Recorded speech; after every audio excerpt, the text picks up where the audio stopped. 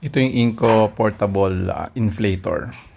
Dito mayroong mga different heads. Tapos ito yung power switch on, hold. And tapos meron siya dyang iba't ibang options. Kotse, motor, bola, bike. Ayan. Doon tayo sa may kotse. Tapos nasa likuran yung pinaka hose niya. Kabit natin dito sa may taas.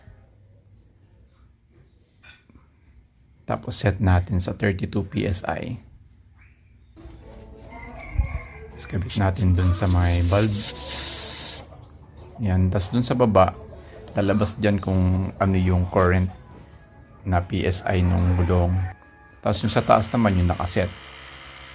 Tapos magpapump ng air yan. Medyo matagal lang kaya pinas forward ko na dito.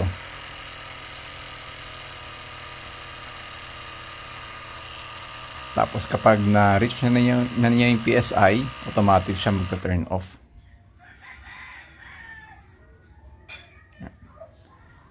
Tanggalin na sa bulb.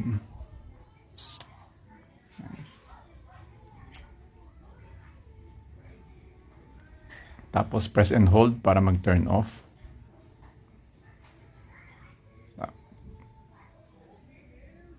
Tapos unscrew natin yung hose. Balik natin dun sa lalagyan niya.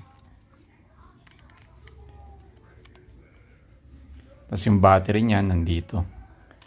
Ayan, lumang ano ba to? Lumang version ng battery. May mga ganito na type C. Ayan, so yun, super portable.